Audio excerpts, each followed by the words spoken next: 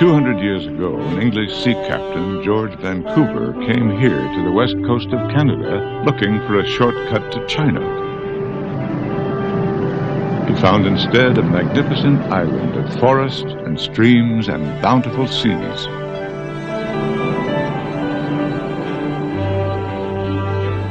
Vancouver Island, as it became known, was also an island of whales, humpbacks, gray whales, and many others. They were hunted by Indians in dugout canoes, and then by commercial whalers. By the 1960s, the whales were all but wiped out. The harpooners are long gone, but uncertainty still clouds the future of the island's whales. Now they're to be the focus of an investigation by Canadian scientists on a voyage of discovery.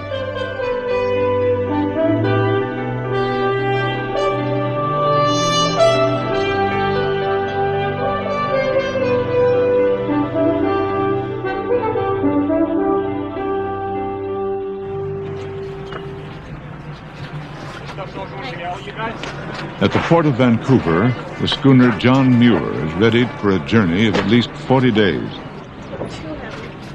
She will become a floating laboratory for a study of whales around Vancouver Island. The expedition will examine the whales' habitat, their food supplies, and new factors that may affect their survival.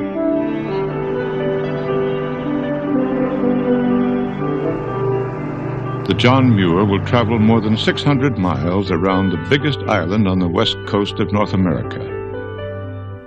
The ship will head northwest through Georgia Strait and the killer whale grounds of the Inside Passage.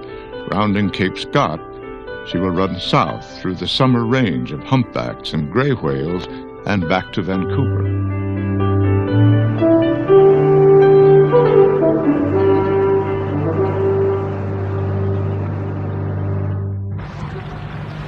The trip begins with a day-long run up Georgia Strait.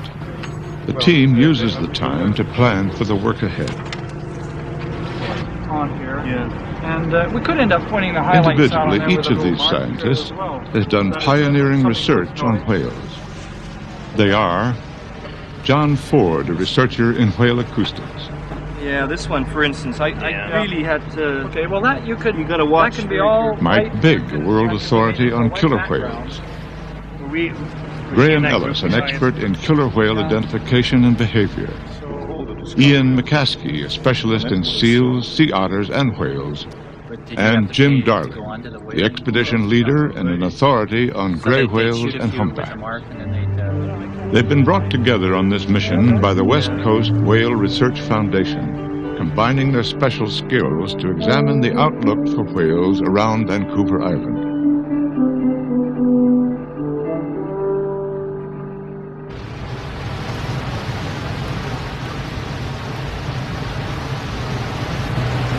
To the north of Georgia Strait lies Seymour Narrows, the tumultuous graveyard of foundered ships and luckless seamen. Captain Rod McVicker has waited for the rapids to slow after the peak of the tide. At full flow, the 13-knot currents could swamp the 68-foot John Muir.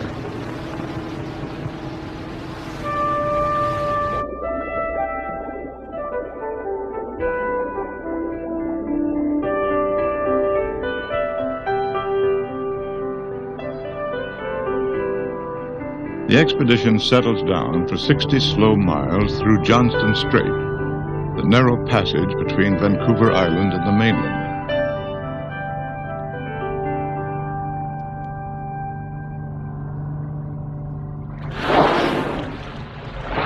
Suddenly, there are whales all around the John Muir.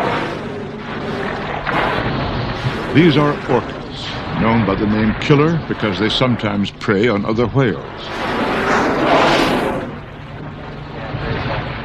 Just the rips, you know.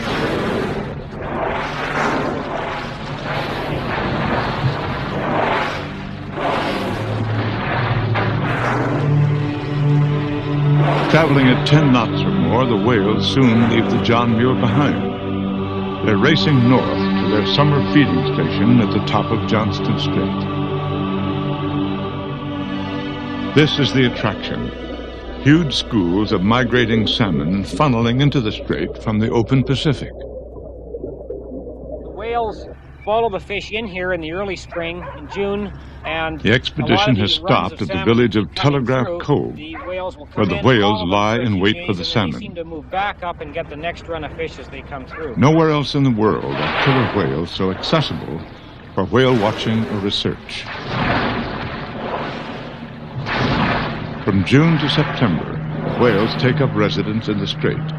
Day in and day out, they're followed and photographed from dawn to dusk. On the bluffs overlooking Johnston Strait, university students spend whole summers observing whale behavior. All this attention is a mixed blessing for the whales. There's another pod, Julia, way over there. Look towards shore. They have an admiring public and protected status under the law, but they're also being unavoidably disturbed. Killer whales depend mainly on hearing rather than sight to find their food and stay in touch with one another. Increasingly, their world is cluttered with our noise.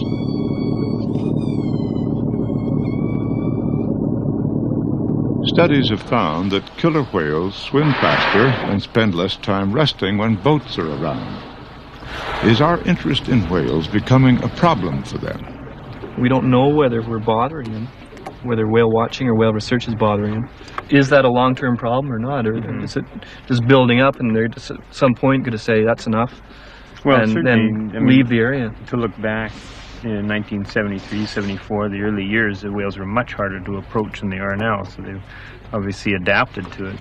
Yeah, it's an interesting change in attitude.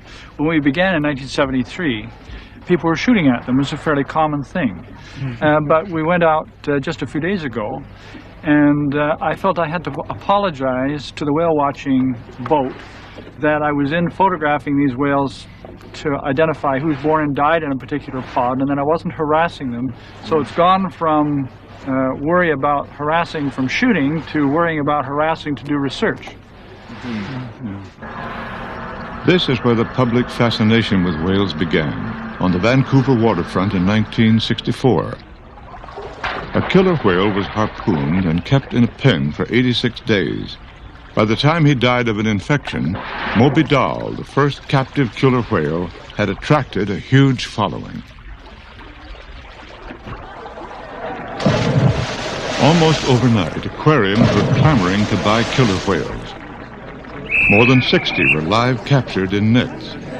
By the early 70s, there was an urgent need to know whether the catchers were a threat to wild populations, but no one had the slightest idea how many killer whales there were. It was Mike Bigg who devised a method of counting the killer whales. The key was his discovery that every whale could be identified by its own distinctive markings. There were open saddle patches. That's the white patch at the base of the fin, at the back of the fin. There would be scratches. That again was another feature, rather like a fingerprint. Within the next 2 or 3 years, we had expanded the survey to photo identify all of the individuals on the coast. And we were able to then put them down into a catalog with their genealogical trees. And since then, we've been monitoring the population every year. Instead of the thousands of killer whales believed to inhabit the coast, Mike Bigg found only about 300. Government regulation soon brought an end to live captures. His study also revealed the existence of 2 completely separate races of killer whales. A group of resident whales that gather in certain known areas, and transients whose movements are unpredictable. Remarkably, the 2 races coexist in apparent harmony. Now, how have they come to this arrangement? First, they don't mix. We've traveled with both races many times and have never seen them mix. Sometimes they'll get within 100 yards of one another, but the 2 groups really don't integrate. Secondly, they don't eat the same foods, so they don't compete. Transients eat marine mammals and residents eat fish. So it's as though the 2 races had agreed on some sort of treaty I'll eat one kind of food, you eat another. This way they can stay in the same area and not compete.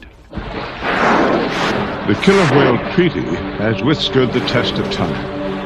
DNA studies indicate that residents and transients have been genetically separate for tens of thousands of years.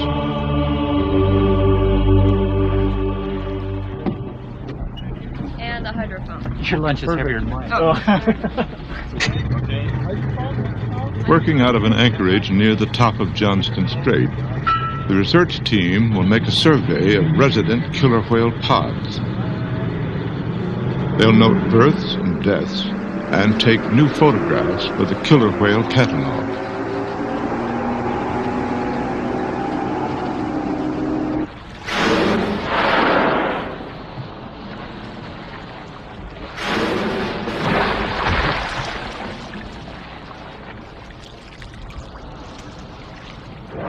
This group's the maternal group A30. We've been following this group now for almost 20 years. We have a mum. That's her A30 with the curved fin leading the pod. She's about 40 and the mother of 6 offspring, including a new calf, which will probably be her last. These are matrilineal families led by the oldest female. This bull with the tall fin is the oldest son, A6, born in 1965. A50, born in 1984, is a young female, and the pod's only hope for carrying on the maternal line, unless the new calf, which we see here, turns out to be a female. This is A38, the second oldest son, born in 1970.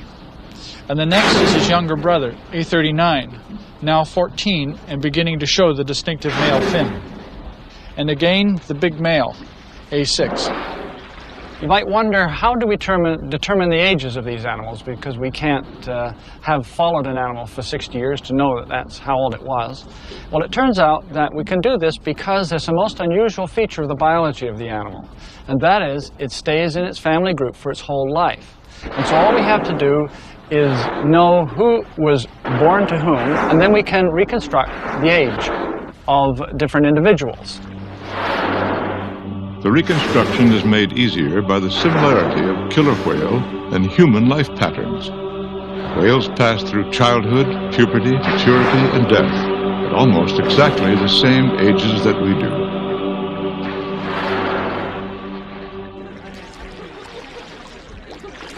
In 1968, straight out of high school, Graham Ellis became one of the first killer whale trainers in the world. Nothing was known at that time about the nature of killer whale families. We didn't realize back in those days the devastating psychological effect we must have been having on them by splitting up these tight family units that we find these animals travel in now after our years of study, that they're together for life, basically, a mother and her offspring, and may never be more than a mile apart. And in those days we were capturing them, shipping them off to all parts of the country with absolutely no consciousness of that. Although captive killer whales have contributed greatly to public awareness, the discovery of their family structure questions the future of live captures.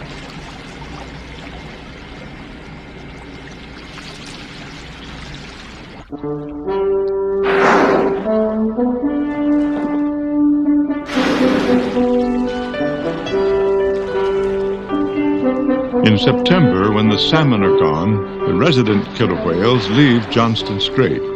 Most of them head north into the open Pacific, and there they vanish.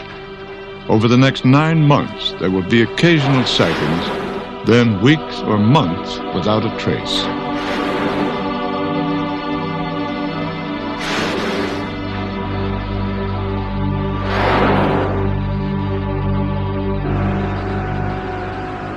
John Ford has run 30 miles ahead of the expedition.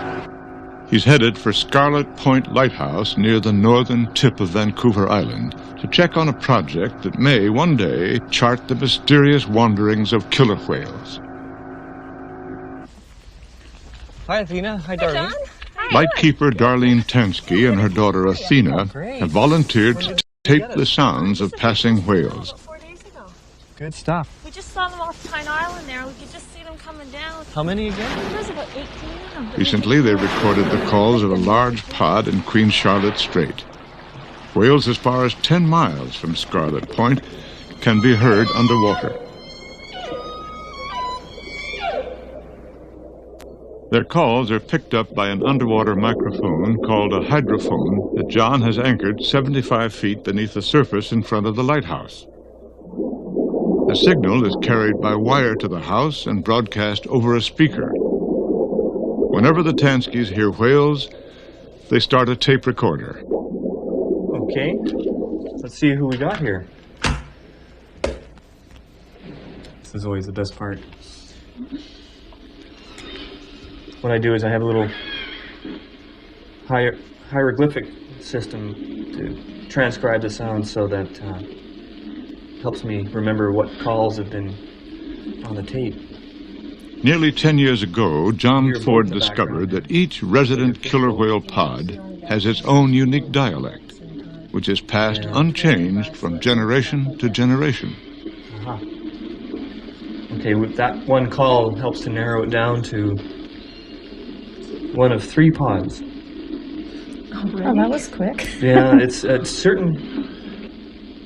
That would take you a lot longer. Well, what happens is each pod has about a dozen different calls that they use all the time, and sometimes a few of those calls are.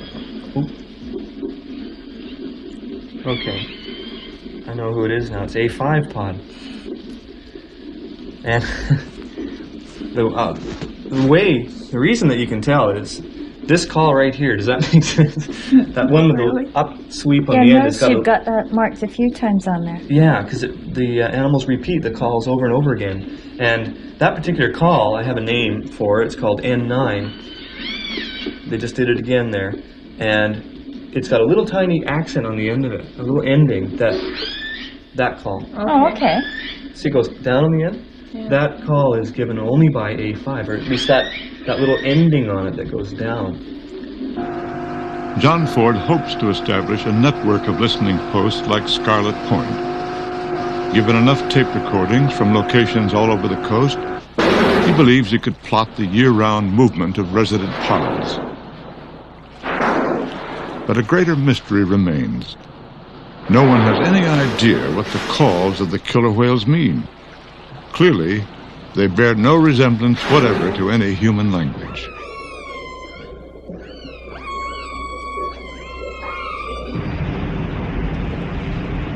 This is where John Ford's analysis of dialects breaks down, with the transient killer whales.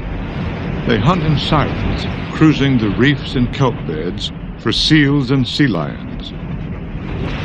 When they're not hunting, the transients can be extremely vocal, but they use no dialects that John Ford can yet identify.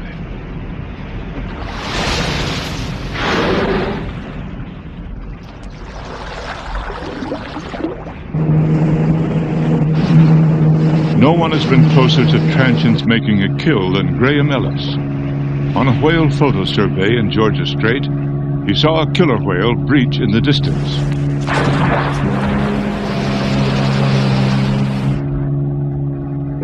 When he saw a second breach, he shut off his engine so the whales could hear their prey if they were hunting. The whales were moving fast, chasing something that Graham couldn't see. When they surfaced again, they were just beyond the stern. And then he saw what they were after. A young harbor seal that was trying to hide under the boat. The whales showed no fear of the boat. Closer and closer they came until they passed within inches, rocking the boat like a cork. The seal had disappeared. But then it bobbed up from its hiding place next to the motor and darted out into the open. Incredibly, it lunged at one of the whales. Close behind came another whale, and in a flash, it was all over.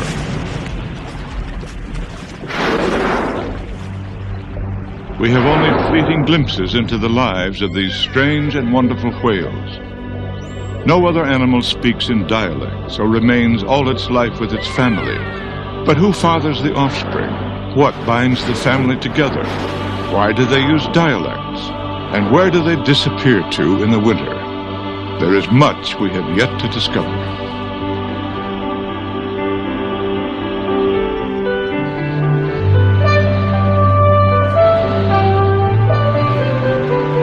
At the northeast corner of Vancouver Island, the John Muir meets the swells of the open Pacific. At last, after 2 weeks of headwinds, she has a sailing wind on her beam. Okay. Just straight up into the wind. You gotta watch. Too fast. Okay. I'm not on. There's a chip. Just now you're gonna swing over this way. You're gonna come up. We're gonna fall off and attack and see how she does.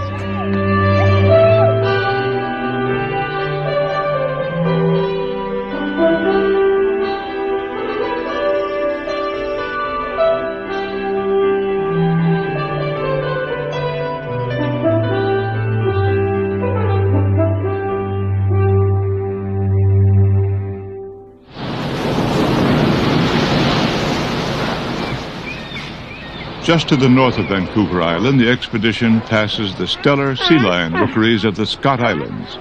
Traditionally, these animals have been a food source for the transient killer whales. This is what remains of a population that was once slaughtered in the name of conserving salmon. Although sea lions were protected by law 20 years ago, they've never recovered. Overfishing has depleted their food supply, and now scientists suspect another, more ominous threat.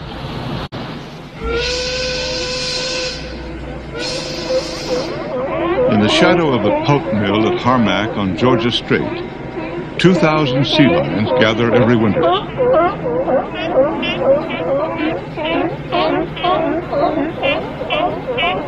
They come from rookeries scattered all the way from California to Alaska, including the Scott Islands, 200 miles to the north. The attraction for the sea lions are herring, a huge school that congregates from December to February in the bay in front of the mill. Beneath the log booms where the herring and sea lions live for months, the water is laced with a deadly cocktail of dioxins and other pollutants from the mill. The bottom is a moonscape, almost devoid of life. The sea lions become agents of pollution. In their tissues, they will carry the poisons from the mill to some of the most remote rookeries on the North Pacific.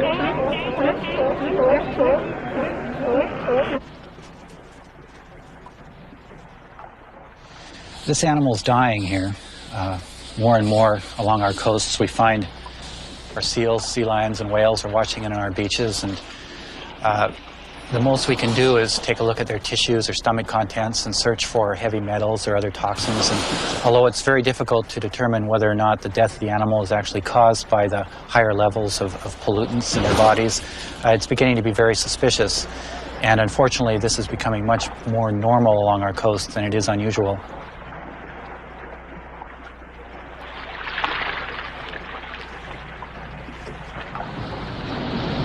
This is where the toxins accumulate, at the top of the food chain. The killer whales feed on the sea lions, or on fish if they're resident whales. Either way, the toxins are concentrated in their bodies.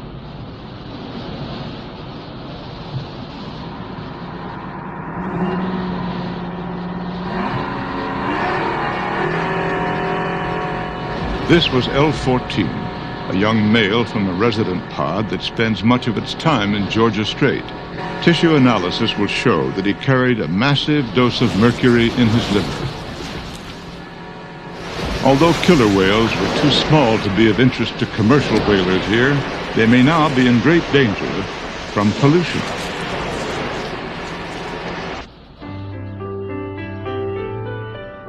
Cape Scott, the stormy northern tip of Vancouver Island. On a day of relative calm, the John Muir slips past and turns south.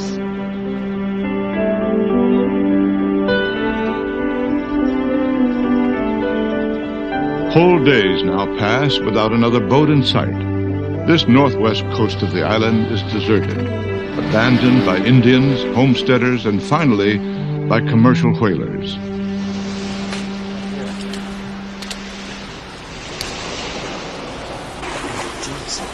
What is it? Whaling harpoon. Probably a whale brought it in and died here. See how it happened, I guess. Lift it up. Wait. Well, it must weigh at least 100 pounds. Yeah.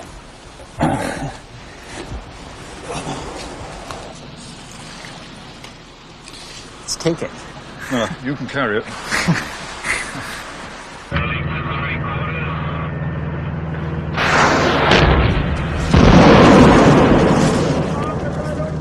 The whalers hunted off the northwest coast of Vancouver Island for 2 decades after World War II.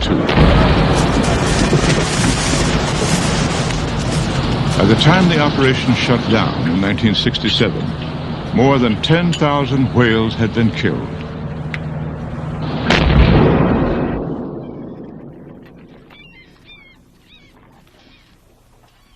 Left float. Saw one blue. Drift ship. Makes my logbook look absolutely verbose.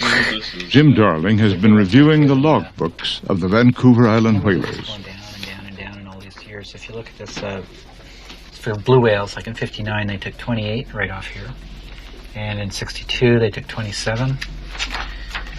63, they took 30. In 64, they took 12. In 65, they took 9. In 66, none. In 67, none. And that was the end of the whale fishery along this coast. Ian McCaskey went to sea with the whalers to do research for the Fisheries Department. It's the cruelest way of killing an animal I can imagine. And I wonder how long it would have been tolerated if we had gone out in trucks and harpooned an elephant and dragged it back. Because it's exactly the same thing. Very dirty business, I think. When you're hunting wild populations, it seems the minute that you're hunting them for profit and to increase the value of shares in a company rather than for food, that's when everything changes. And I think that mainly because you can never satiate a share, the value of a share. It just, you have to have more and more and more and more, and there's never enough, and so you take it all. Several hundred whales are still being taken every year under international agreements that limit the kill. And powerful lobby groups are campaigning for a return to full-scale commercial whaling.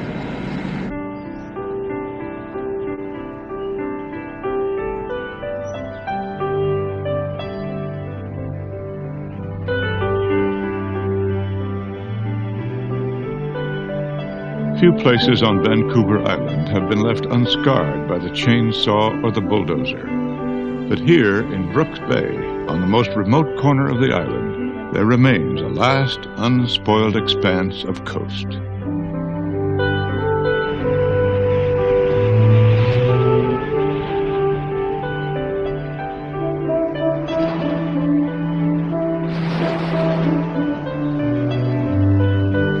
There were no whales to be found at Brooks, and yet the scientists lingered for 2 days, reluctant to leave the beaches and salt lagoons where no one comes for months on end.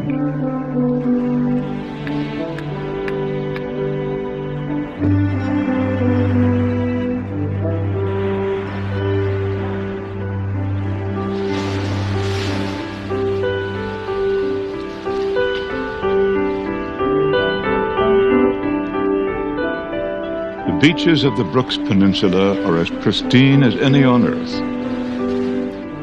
And yet even here, there's no escape from the litter of civilization.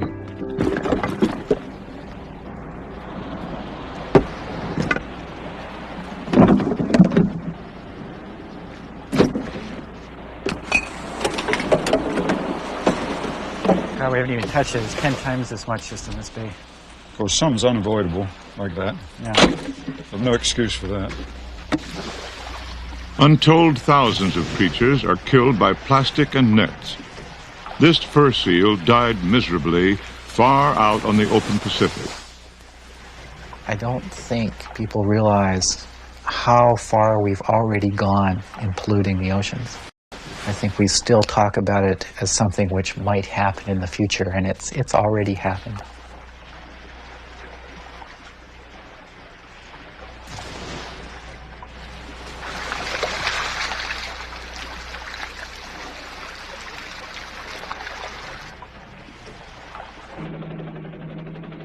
Like wild places everywhere, the Brooks Peninsula is under siege. On 3 sides, the blight of clear-cut logging is creeping closer. Such has been the fate of all but a few small areas of Vancouver Island. On the 4th side, just over the horizon, more than 800 tankers pass every year, loaded with the awesome potential for a major oil spill.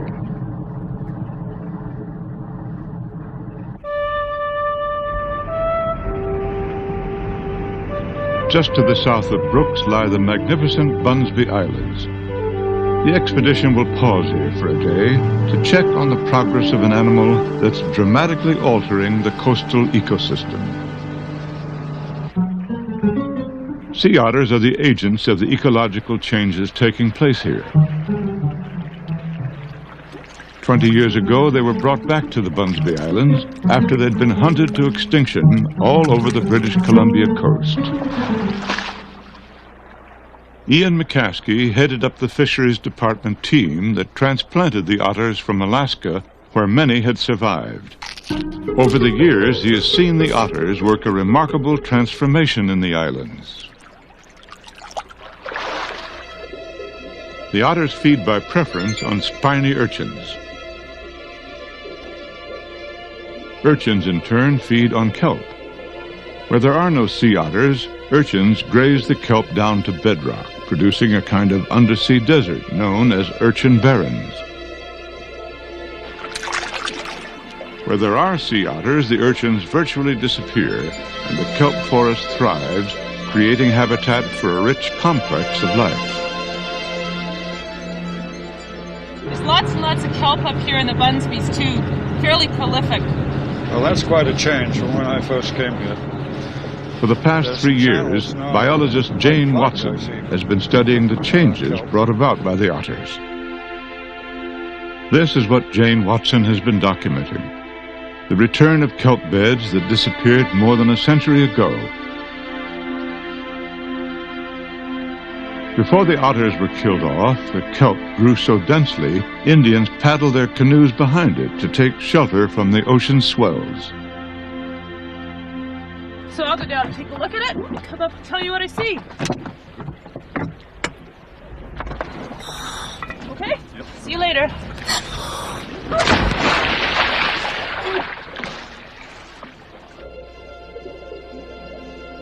The whole water column from surface to floor is basically kelp. There's all these organisms in the water column. There's fish, tons of juvenile fish that are using the kelp forest as a nursery ground. But it is a forest. That's exactly what it is. Everything is connected here.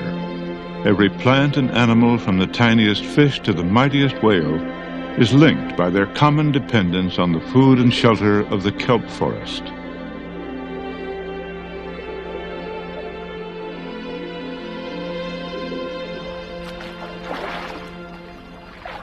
The changes are really dramatically rapid.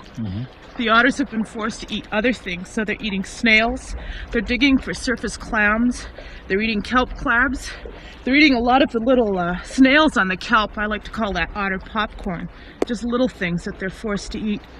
The otters have cleaned out all the easily obtained food around the Bunsbys. A growing population has forced them to spread out for nearly 100 miles along the Vancouver Island coast. Barring a disaster such as an oil spill, they've returned to the coast to stay.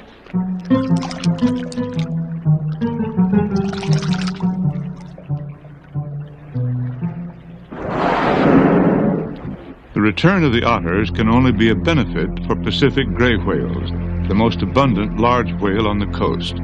They find much of their food around kelp beds, and they use the kelp forest as a kind of daycare. where they park their young to hide them from transient killer whales. More kelp means more habitat, and eventually, perhaps, more gray whales.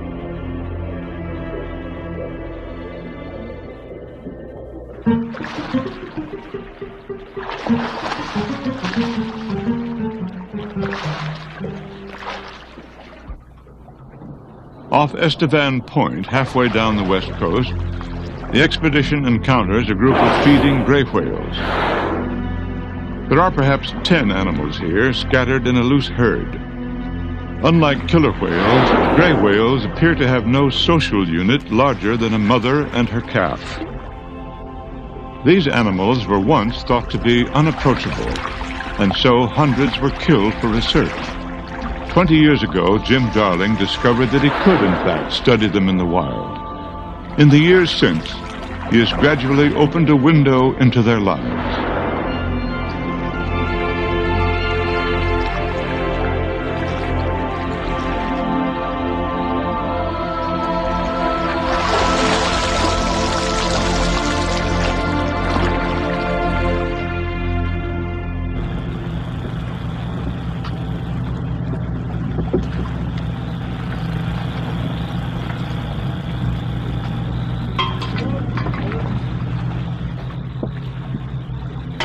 The day after the encounter with the gray whales, the John Muir tows a plankton net off Estevan Point to determine what they were eating. These are mysids, one of the favorite foods of gray whales. They're found in shallow inshore waters, often in association with kelp beds. They're tiny, usually less than an inch long, but they swarm in huge numbers, forming dense clouds over the bottom.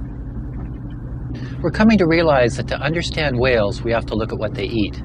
Virtually every aspect of a whale's life, their numbers, seasonal movements, annual migrations, social patterns, and even their shape is determined by what they eat. In the case of gray whales, this picture is incredibly complex because they feed on so many different things.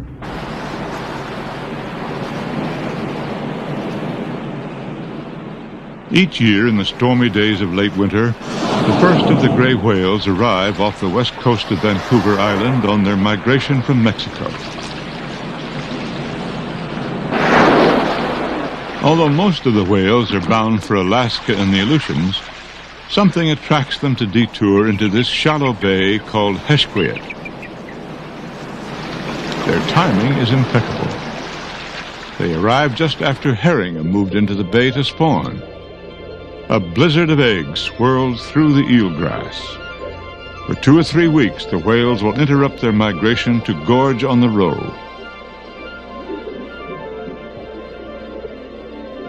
No one knows what guides the whales to the exact time and place where the herring are spawning. It's just this frantic activity which is occurring over a very short period of time. Hundreds of whales in this particular bay, and they're as far as you can see in all directions, and you sort of get this glimpse of just possibly this is how it was at one time. There's large numbers of whales in fairly small areas, and it's an incredible sight. Then they just all disappear within a few days and continue migrating north. Jim Darling wonders whether the annual gray whale migration developed in part out of their feeding on herring roe.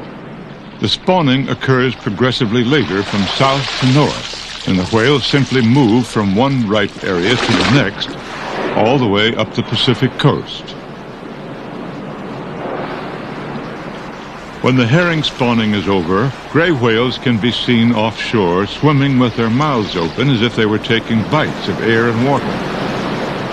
They're using the yellow baleen filters at the sides of their mouths to strain tiny crab larvae out of the water.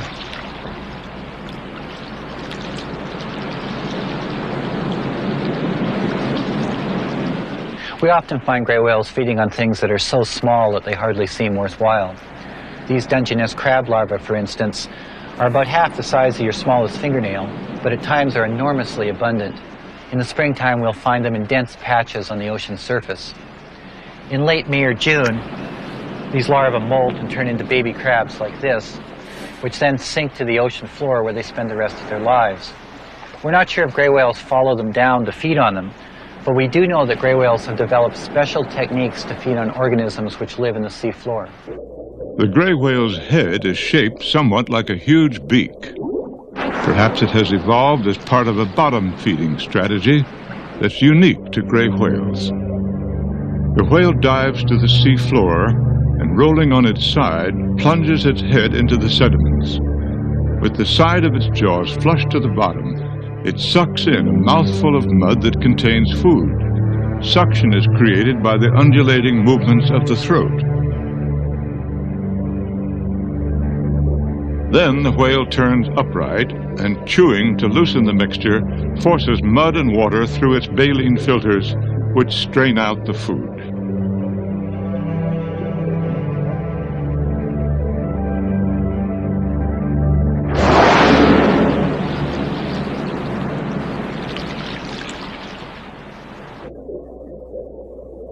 Where gray whales feed, the seafloor is pockmarked with the burrows of a complex community of organisms. There is always life to be found in these soft-bottom sediments. The whales use these places only for a limited time before they move elsewhere. Thus, they leave a seed stock of organisms to rebuild the community. Closest to the top of the sediments are ghost shrimps, one of the mainstays of the whale's diet.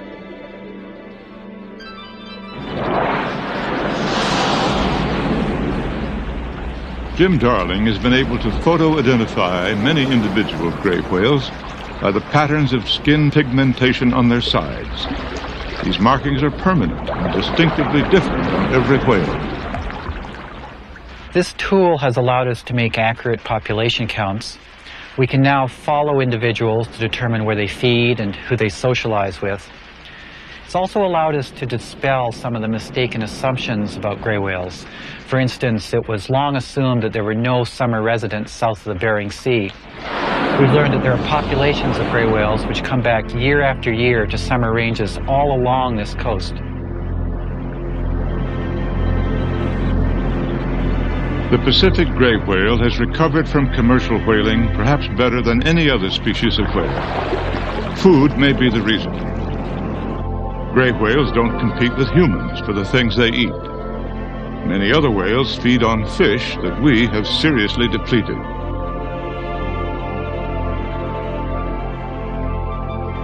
But gray whales are also vulnerable. As a coastal species, they live close to the sources of pollution, which will likely get worse as the shoreline is developed.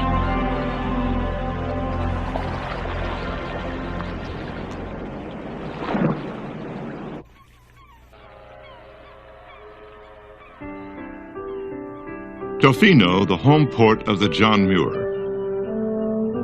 After a 2-day layup to take on supplies, the expedition is going far offshore. The team will be looking for the great oceanic whales that once migrated in the thousands past Vancouver Island.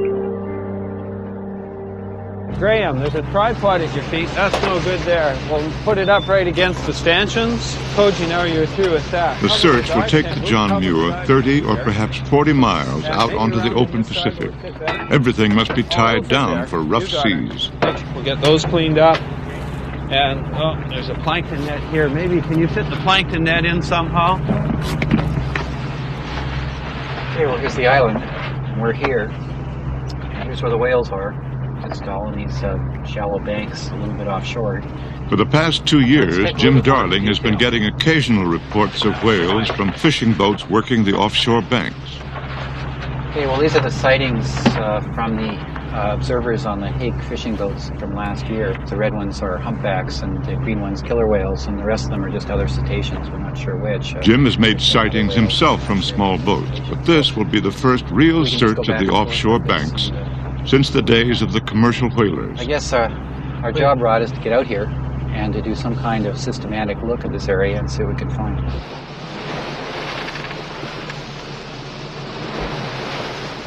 The object of the search will be right whales, finbacks, blue whales, and humpbacks. Only the humpbacks have been seen in recent times. It looks like we're finally coming up on the bank here. It looks like starting to shallow out. 20 miles offshore, the bottom climbs steeply to La Perouse Bank. Well, let's start this transect then, and we'll just sort of go back and forth through the whole propose to start at 4840. Captain Rod McVicker has laid out a search pattern that will systematically cover the ground. It could be about an hour across each line, and it's 2 nautical miles down. As the water shallows, the ground swell becomes steeper and the John Muir begins to pitch and roll.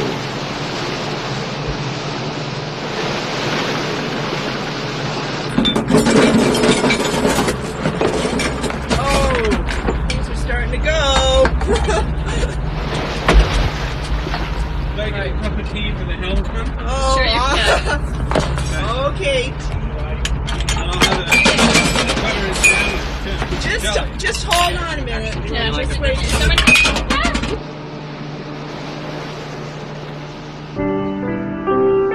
All eyes are on the water, but there's little to see. Through the morning and into the afternoon, the ship is hemmed in by fog. As the hours drag by, doubts creep in. Maybe there are no whales here to find.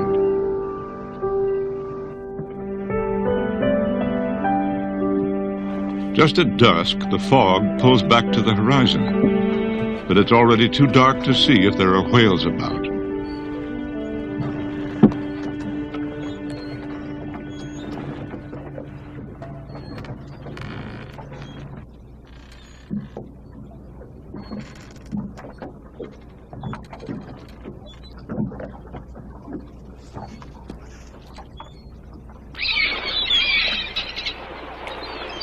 Morning.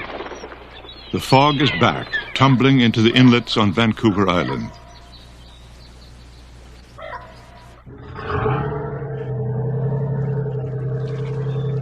"30 miles offshore, the John Muir is wrapped in a clammy blanket. Without much hope, the search resumes. Visibility is even worse than the day before.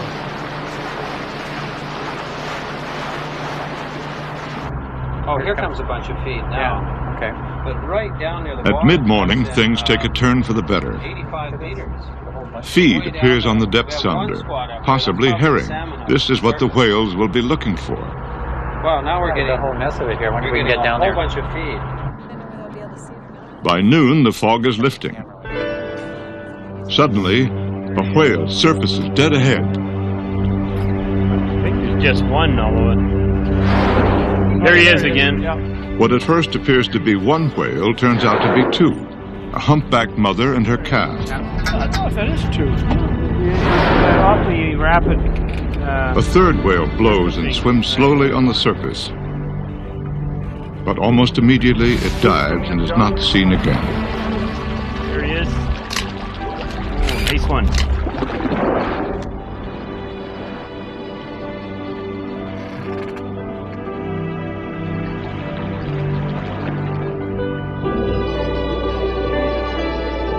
At one time, humpbacks were probably the most numerous of all the whales around Vancouver Island. For more than a century, they were hunted relentlessly, and by the time the slaughter ended, only a remnant population was left on these offshore banks.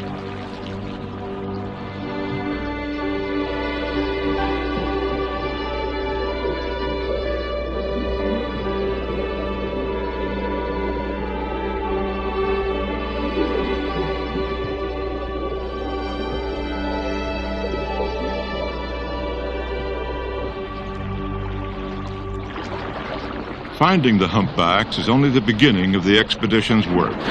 Jim Darling hopes to identify and count as many whales as possible on the banks. For that, he needs photographs of the markings under their flukes.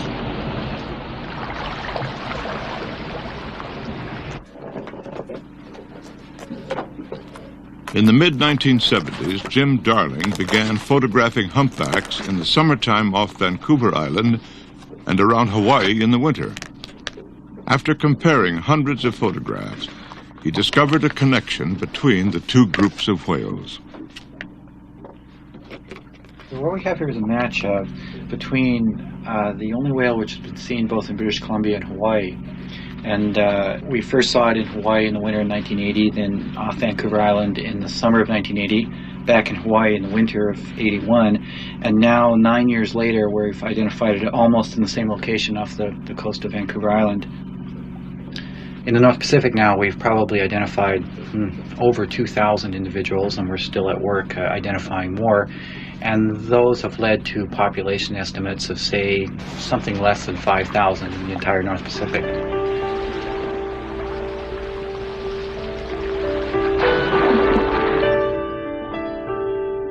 For 3 days, the search continues. Every day, whales are sighted and followed, but time after time, they turn out to be the same few animals.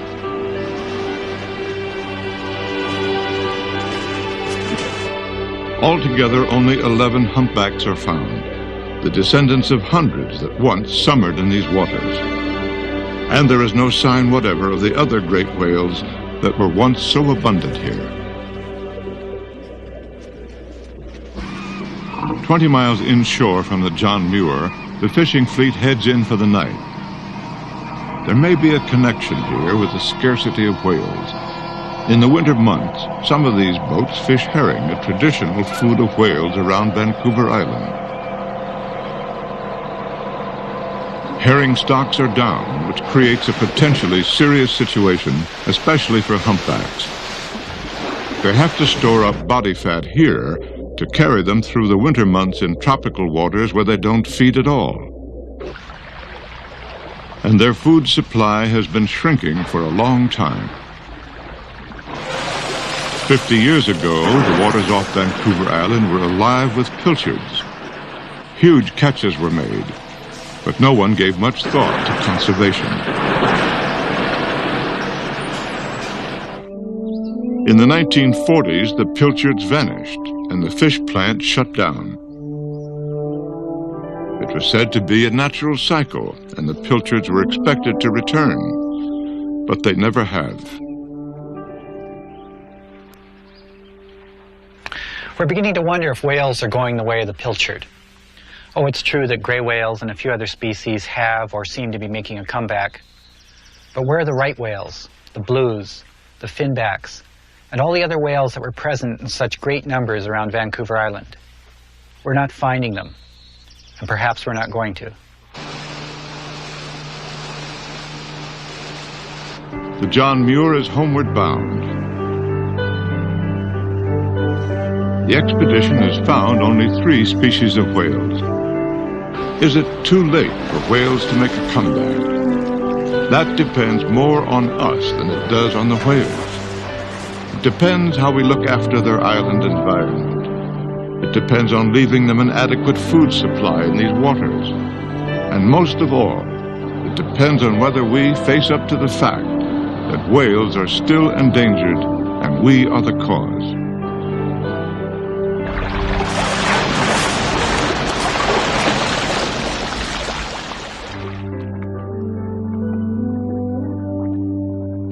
Whales have existed, I think, in our imaginations. There still is feeling that these animals are these intelligent, creative animals which peacefully swim around thinking wise thoughts. They are, in fact, real animals with real needs, and the real creature is dying from pollution and dying from destruction of their habitat, destruction of their food supply. The question is, are we capable of saving the myth and losing the real animal?